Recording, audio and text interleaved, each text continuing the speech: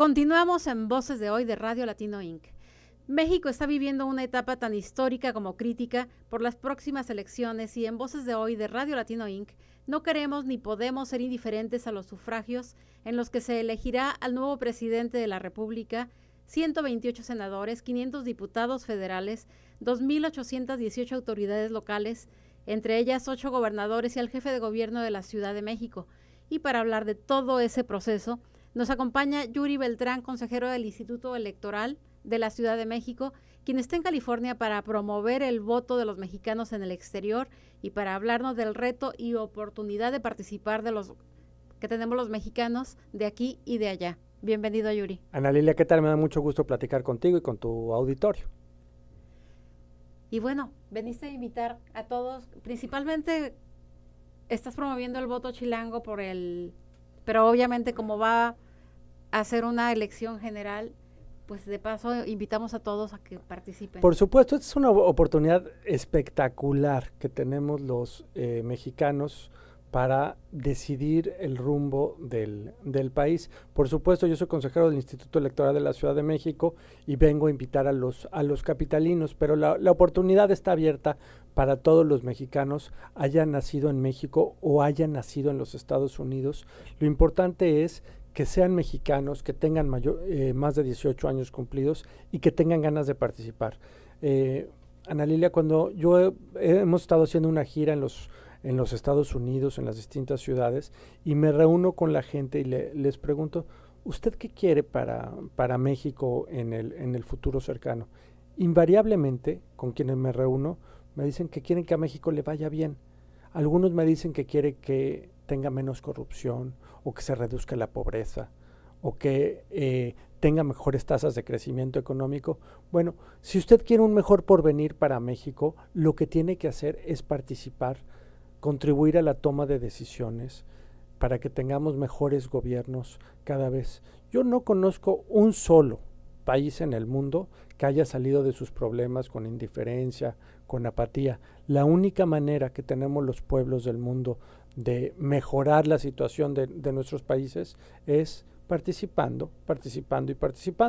Y entonces yo lo que vengo a California, es de todo sabido que es la comunidad de mexicanos más grande fuera de propio México. Vengo a invitar a los mexicanos que están aquí en California a que se deciden, a que nos regalen un poco de su talento, de su creatividad, de su inteligencia, de sus ganas de que a México le vaya bien y que participen en estas elecciones. Y en este espacio nos siguen en diferentes países, en 52 países donde hay mexicanos también. Entonces tenemos que hacer extensiva esa invitación más allá de California. Por supuesto, tienes toda la razón. Y me da mucho gusto decirle a quienes viven en esos 52 países que el modelo mexicano es uno de los que tiene mayores posibilidades de voto en cualquier lugar del mundo. En el pasado proceso electoral, por ejemplo, se recibieron en la Ciudad de México, solo en la Ciudad de México, recibimos votos de 98 países. Esto es porque votar desde California o desde Australia es igualmente fácil. Votar en las elecciones mexicanas para quienes viven en el exterior es tan simple como recibir una boleta electoral en el domicilio, tomarse el tiempo de decidir con cuidado cuál es la opción política que más nos convence, la que más nos gusta, e enviar el voto de regreso a México. Eso sí, hay que tener una credencial para votar vigente y hay que inscribirse para votar. Y si me permites, Ana Lilia, quisiera yo decirle a tu auditorio cómo se puede hacer para inscribirse para votar desde el extranjero. Por favor.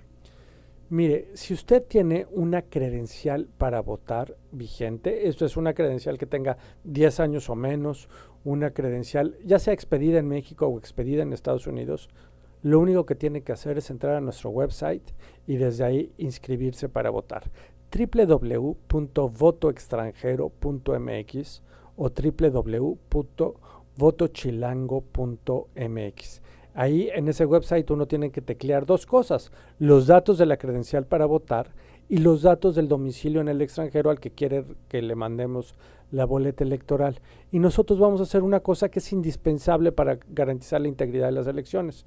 Vamos a quitar la boleta electoral de la casilla que le correspondía en México, ahora que ya sabemos que usted no está viviendo en la Ciudad de México o en Jalisco o en Michoacán y le vamos a mandar la boleta electoral a su domicilio en el extranjero y entonces así garantizamos que todos los mexicanos tengan el derecho al voto una sola vez.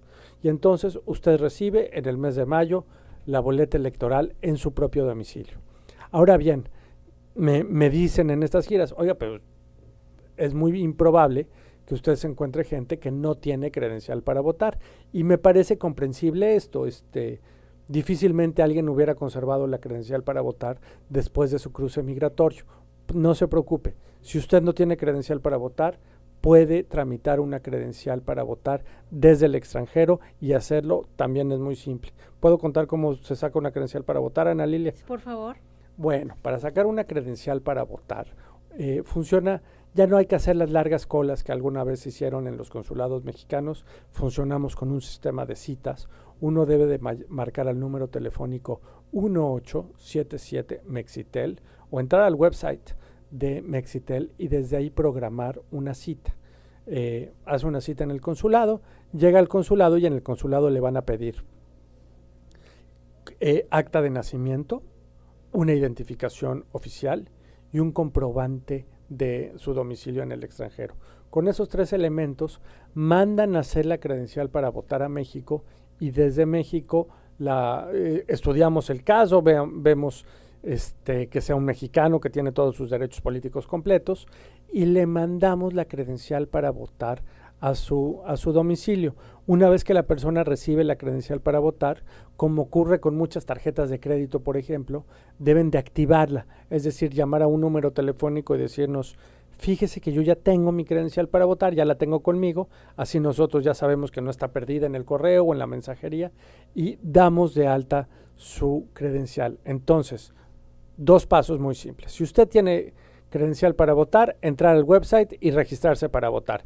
Si usted no tiene credencial para votar, no se preocupe, hacer su cita en el consulado y obtener la credencial que le permitirá votar en estas elecciones.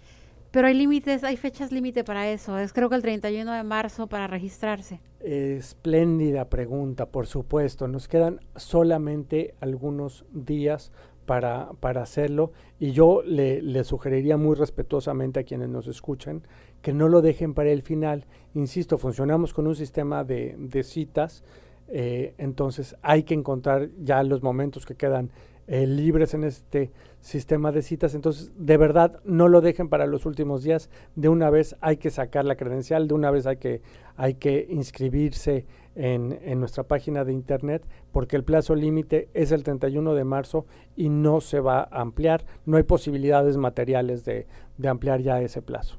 Que además hay que mandar el voto el 25 de abril, más o menos por esa fecha. Sí, el voto tiene que llegar a México 24 horas antes de la jornada electoral, esto es el último día de junio. Nosotros estamos calculando que van a recibir la boleta electoral en abril, a principios de mayo. Cuanto antes nos la envíen, mejor, para asegurar que llegue antes del último día de junio.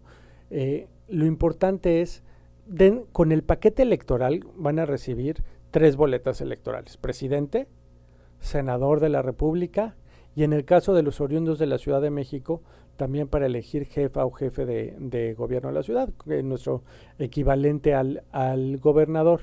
Van a recibir también información política sobre los partidos contendientes, sobre los candidatos sin partidos. Y tiene lógica, Ana Lilia, si le pedimos a la gente que vote, es un derecho, lo justo es que le demos las condiciones, la información necesaria para hacerlo con responsabilidad. Claro. De nada servirían votos que no son votos informados, que no son votos razonados. Entonces lo que nosotros queremos es aprovechar el talento de quienes han emigrado del país, su inteligencia, entonces que tengan toda la información necesaria y nos ayuden a tomar una buena decisión. Entonces van a tener un folleto, por ejemplo, en el caso de la Ciudad de México, con las propuestas de los candidatos a jefe o jefa de gobierno y con links a páginas de internet por si alguien quiere profundizar más y, por ejemplo, leer toda la propuesta o toda la plataforma electoral de un partido político.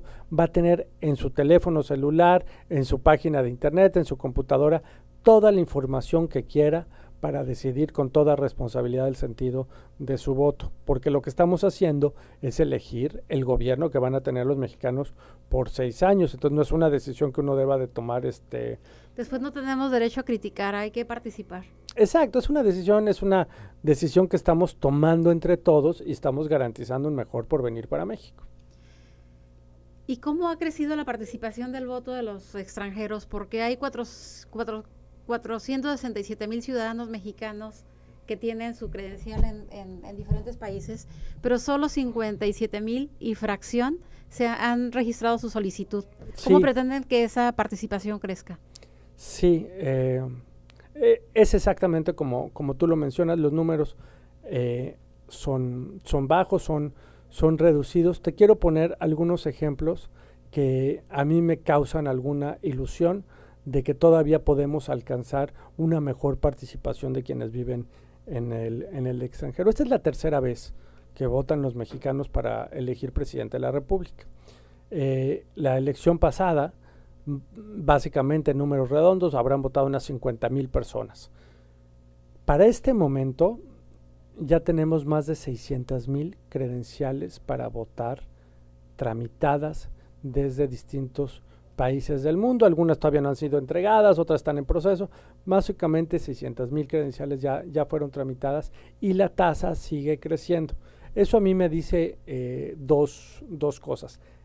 Existía una ganas de participar desde el extranjero, pero dos, el número que tú dices también es preciso, son pocos los que teniendo la credencial para votar se han registrado. La tasa, si bien baja, está creciendo 3,000, 4,000 personas cada día.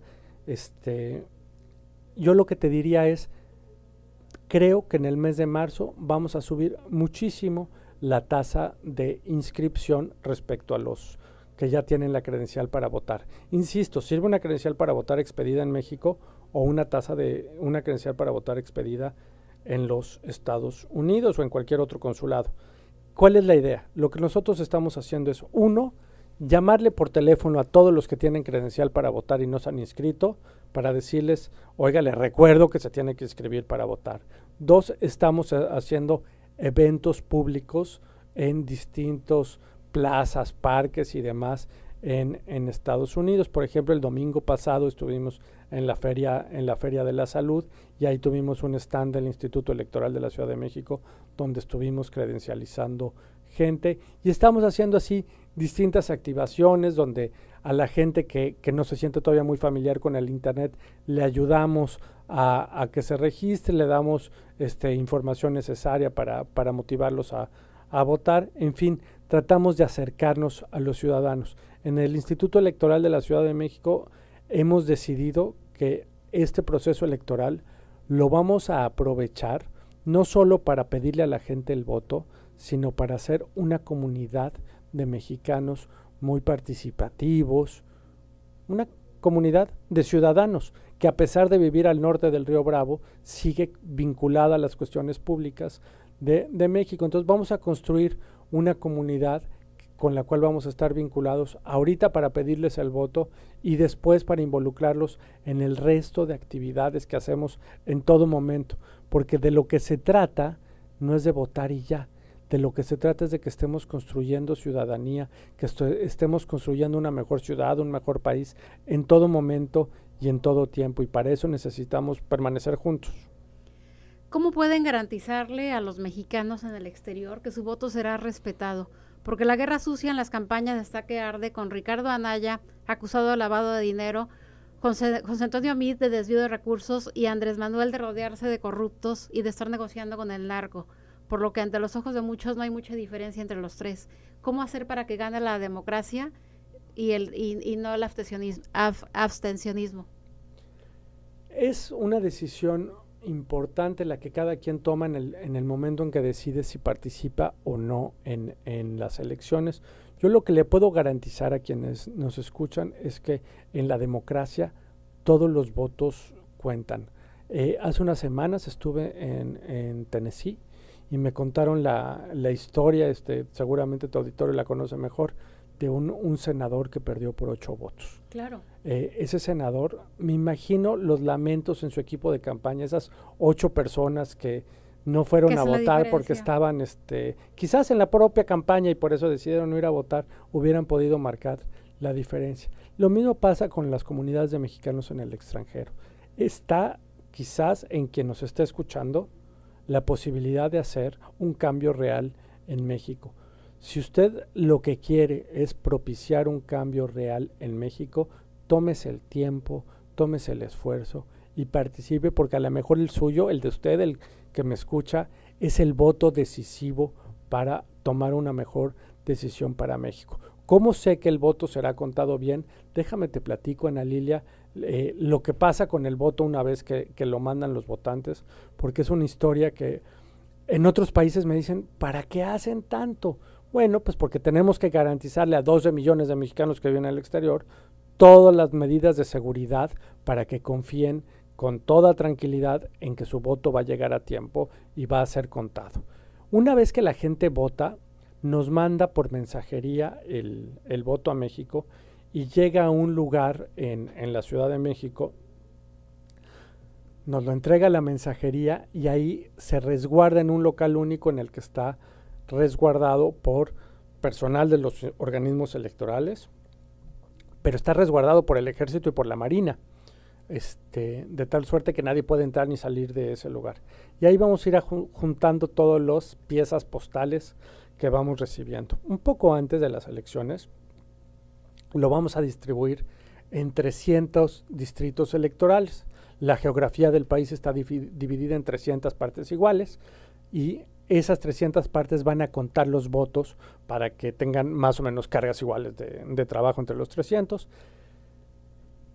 ¿Quiénes van a contar los votos? Bueno, pues van a ser ciudadanos. En México los que cuentan los votos no son funcionarios públicos, mucho menos son partidos políticos, son ciudadanos que escogemos al azar y que van a contar los votos después de recibir una capacitación. Y lo van a contar en 300 mesas de trabajo en presencia de observadores electorales nacionales, de observadores electorales internacionales, de representantes de todos los partidos políticos, de representantes de los candidatos independientes y, por supuesto, ante la organización de las autoridades electorales, que, por cierto, en México también somos autoridades electorales autónomas, es decir, no formamos parte del gobierno, no formamos parte de partido político alguno.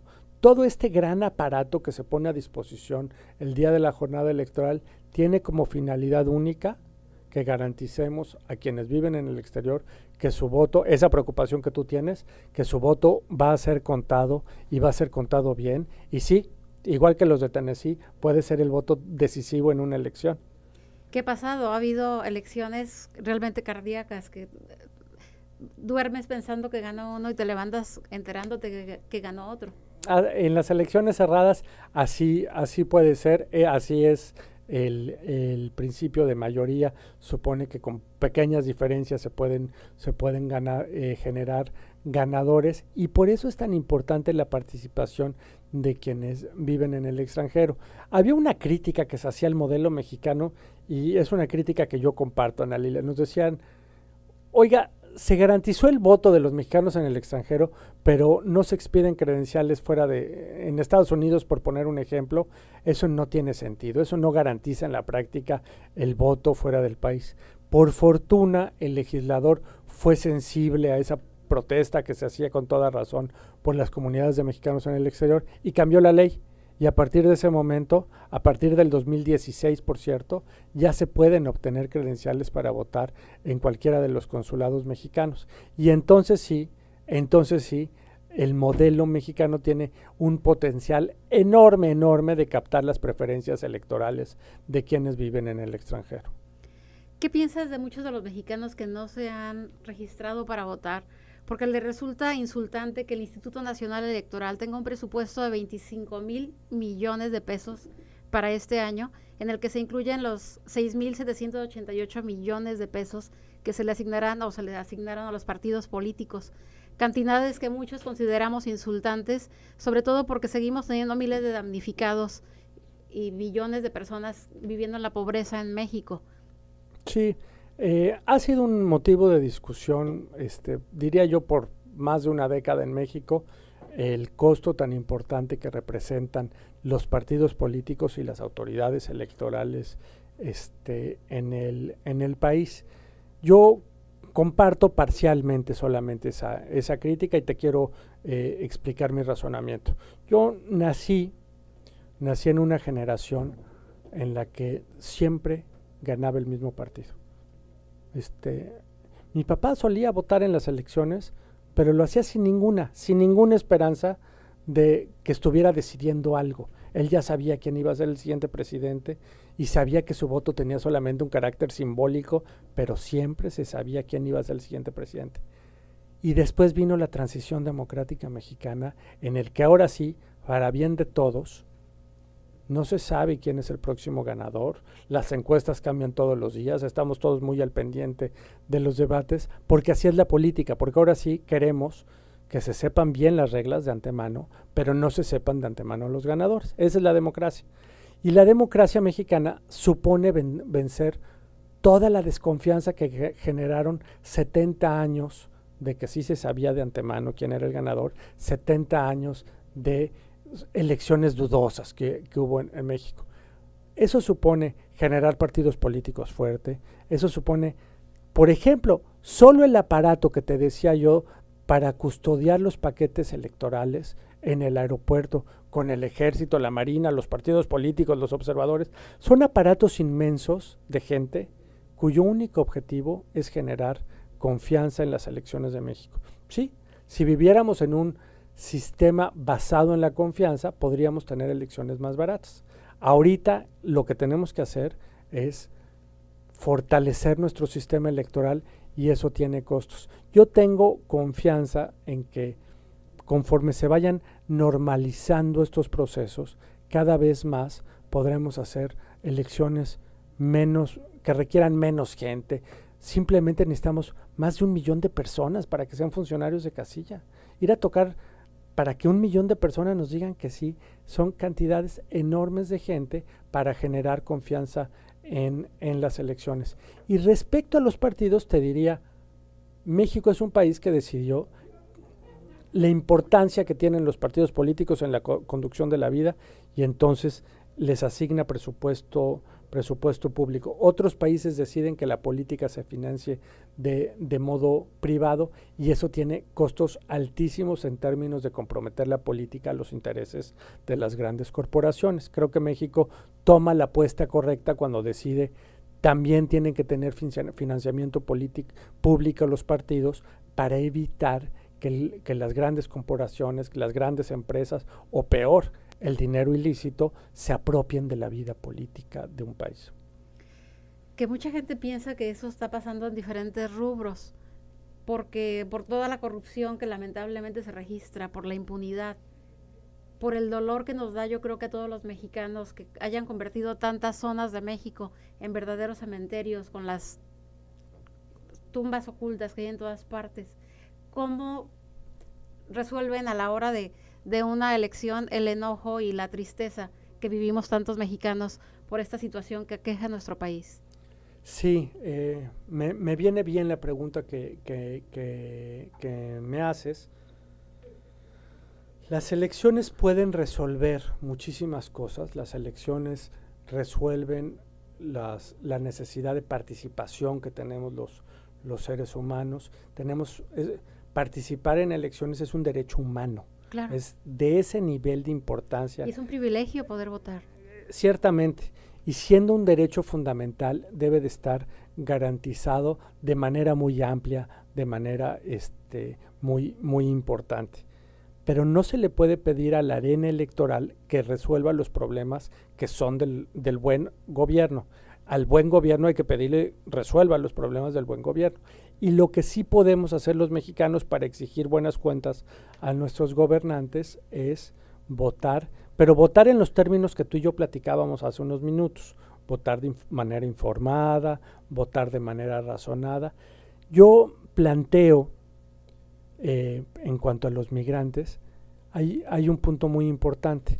Actualmente, si uno revisa las plataformas políticas de los partidos políticos, no hay grandes propuestas hacia la migración. Y no las hay porque electoralmente habían votado muy poco. Y eso genera un círculo vicioso. Los partidos hacen propuestas muy reducidas hacia la migración, los migrantes votan poco, porque no reciben una propuesta atractiva.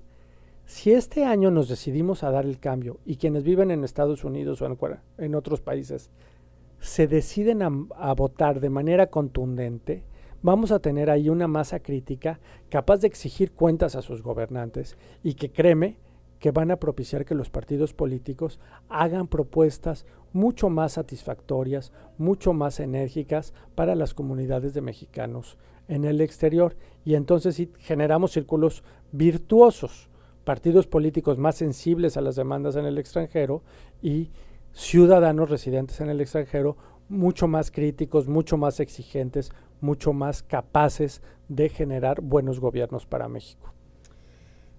Eres un especialista en voto migrante y has sido invitado por la Organización de Estados Americanos a proyectos de observación electoral a diferentes lugares. ¿Cómo observas? ¿Qué esperas que pasen estas próximas elecciones? Porque da temor de pronto que haya tanta polaridad de diferentes grupos. Vamos, queremos que gane la democracia y que sea presidente el que sea electo por todos, pero hay grupos que de pronto no quieren perder o no saben perder. ¿Cómo van a controlar eso? Sí, nosotros en el Instituto Electoral de la Ciudad de México, la Ciudad de México solamente es una comunidad del tamaño de Portugal. Hacer una elección ahí es una prueba muy importante. Lo que dijimos es, para poder hacer una elección a este nivel de exigencia, con los riesgos de violencia, con los riesgos de autoritarismo que están latentes, de clientelismo, tenemos que someternos a los más altos estándares internacionales para poder hacer una elección. Y entonces decidimos poner todos nuestros procedimientos al alcance de una certificadora internacional, así como hay una norma ISO que certifica a las mejores empresas, a las mejores cementeras, a las mejores gaseras, hay una norma ISO que certifica a los mejores institutos electorales del mundo. Bueno, pues el Instituto Electoral de la Ciudad de México es el único organismo subnacional, esto es estatal, en todo el mundo que ha sido certificado bajo la norma ISO 17582. Y eso quiere decir que tenemos que someternos a los más altos controles, estándares que existen en el mundo para hacer elecciones.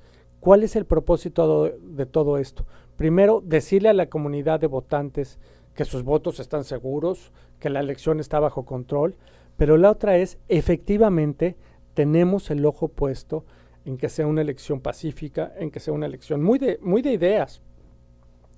No le tenemos ningún miedo a la confrontación de ideas. De hecho, es lo que propiciamos. Lo que queremos es que quienes viven en México puedan ver propuestas de política pública confrontadas. Te adelanto un anuncio, Analil. En los próximos días vamos a dar a conocer las características de los debates que tengan los candidatos a jefe de gobierno en la Ciudad de México, y estamos haciendo un esfuerzo muy importante para que estos debates sean transmitidos en los Estados Unidos, porque reconocemos la importancia de que esa confrontación de ideas, de que esa pugna entre las propuestas de los candidatos sea visible también para quienes viven en el extranjero. Es así como uno decide quién quiere que sea su gobierno, ¿no? Sí, por supuesto. Se nos está acabando el tiempo, Yuri, pero no quiero dejar de preguntarte qué piensas de la propuesta que han hecho muchas personas y muchos países de que haya una tercera vuelta electoral, porque de pronto el estar tan dividido, de pronto tampoco queda quien y no tiene tampoco el respeto de la gran mayoría por la forma en que de pronto se resuelven las elecciones, y qué papel desempeñarán los jóvenes en el proceso electoral. Los jóvenes en la ciudad, en el país en general, pueden desempeñar el papel protagónico de este proceso electoral, pero lo deben de decidir así. Te cuento una historia. Son muchísimos los jóvenes que viven en México, son muchísimos los jóvenes que ya tienen su credencial para votar, y tristemente los que están entre los 20 y los 30 años son el grupo de edad que menos vota. Si los jóvenes entre 20 y 30 años esta vez se deciden a poner el ejemplo a sus mayores, a ponerle el ejemplo a sus menores y salir a votar de manera contundente, van a poner el ejemplo y van a construirse el país que ellos merecen. De eso se trata la democracia. Yo ojalá los jóvenes esta vez se decidan a salir de sus casas y tienen el potencial, tienen la fuerza y tienen el conocimiento para hacerlo. Respecto a la segunda vuelta, te voy a decir una opinión personal, porque el Instituto Electoral, pues acatamos las leyes y Claro. en México la ley dice que solo hay una vuelta electoral. Yo creo que las segundas vueltas no resuelven también el problema de preferencias electorales como se les ha atribuido. De todas maneras, se hacen números muy estrechos en la primera vuelta, por ejemplo, entre el segundo y el tercer lugar. Me parece que la segunda vuelta tiene buenas posibilidades, ahí cuando se generan buenas posibilidades de generar acuerdos entre los partidos, entre los grupos políticos. Yo me parece que si los mexicanos quieren tener a veces congresos con muy buenas altas tasas de participación, pero presidentes con menores niveles de apoyo a un partido político o distintas configuraciones, esos son los contrapesos que van generando los mexicanos en las elecciones. A mí me parece que la primera vuelta, si la primera vuelta arroja buenos niveles de participación y arroja también votos confiables, certeros, precisos, es suficiente para que determinemos un buen gobierno. ¿Cómo esperas ver a México en enero del 2019? Confiado de que salió bien de esta prueba. Hace poco te hablaba de la transición democrática mexicana. Hay mexicanos, esos millennials de los que me hablabas, algunos de ellos no vivieron esa época en la que solamente ganaba un solo partido. A mí me gustaría que agarremos confianza en las elecciones de México, que las veamos cada vez con mayor naturalidad. Este año nos tocó salir a las urnas y este año vamos a tener un nuevo gobierno y vamos a salir en paz, vamos a salir sin estar confrontados, sin estar peleados. Va a ganar uno y va a perder otro, sin duda. Los mexicanos tenemos la fuerza y la civilidad para salir de esa prueba en paz. Creo que las autoridades electorales, los partidos y sobre todo los ciudadanos estamos a la altura de ese reto. Una vez más, antes de despedirnos, Yuri, ¿qué tienen que hacer los mexicanos en el extranjero para votar en las próximas elecciones? Registrarse para votar antes del 31 de marzo, no lo deje para después. www.votoextranjero.mx, www.votochilango.mx, simplemente tiene que dar sus datos de la credencial para votar. Y si todavía no tiene credencial para votar, no se preocupe, saque su cita en el consulado y saque una también antes del 31 de marzo, marque a 1877 Mexitel o al website de Mexitel para hacer una cita en el consulado. No se quede sin la oportunidad de participar en estas elecciones, son ya los últimos días. ¿Alcanzan a registrar, a tener su tarjeta de elector si van antes del 31 de marzo? Si van el mero 31, pero ya con cita, alcanzan a tener su credencial para votar. Les daremos en esos casos específicos de los que están tramitando ya la credencial en estos últimos días, simplemente tendrán que activarla en los primeros días de abril para estar en condiciones de votar. Aunque vaya en el último día, pero vaya por su credencial para votar. Ya está. Es siempre un honor ser un puente y el ser un puente ahora para el voto chilango y para el voto en el extranjero es de verdad un honor. Gracias por venir a promover la democracia. Ana Lilia, muchas gracias a ti, muchas gracias la apertura de Radio Latino para promover los derechos políticos de los mexicanos que viven en el exterior. Los derechos hay que ejercerlos para que no se atrofien, hay que hacerlo cada vez con mayor naturalidad y espacios de gran influencia como Radio Latino nos permite decir eso de manera muy contundente. Gracias por este espacio, Ana Lilia, en serio.